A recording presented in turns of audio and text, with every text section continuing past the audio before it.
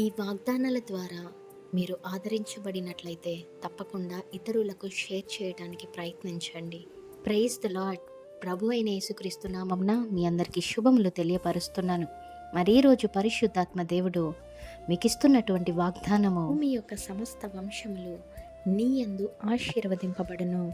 ఆమేన్. మరి ఈ యొక్క వాగ్దానము మన పితరుల తండ్రి అయినటువంటి అబ్రహాము గారికి ఇచ్చి ఉన్నారు.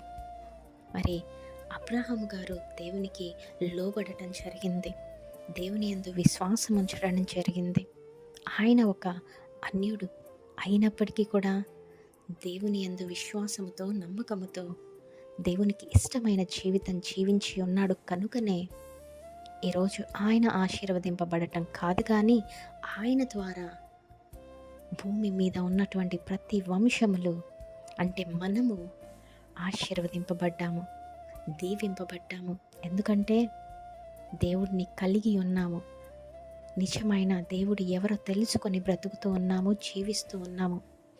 మరి అబ్రహాము గారికైనా ఈ వాగ్దానం అంటే కాదండి, ఆయన బిడ్డలమైన మనకు కూడా.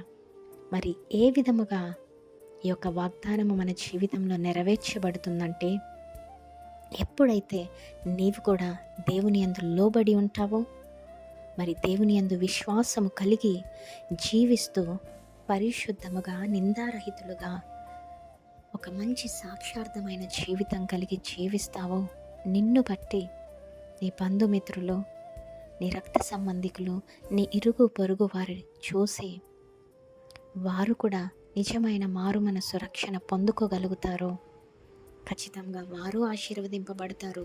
పరలోక రాజ్యానికి వారసులుగా ఉంటూ నీవు కూడా ఆశీర్వదింపబడతావు.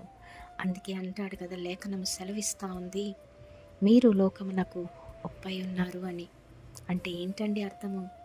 మీరు కూడా లోకానికి ఆశీర్వాదకరంగా ఉండాలి అనేదే కదా దేవుని ఆశ, ఆయన కోరిక. మరి ఈ వీడియో చూస్తున్న మీలో ఎంతమంది మీరు కూడా ఇతరులకు దీవెనకరంగా, ఆశీర్వాదకరంగా ఉండాలని ఆశపడుతున్నట్లయితే ఈ వాగ్దానాన్ని ఎత్తిపట్టి ప్రార్థించి ఒక మంచి సాక్షార్థమైన జీవితము జీవించడానికి ప్రయత్నించండి.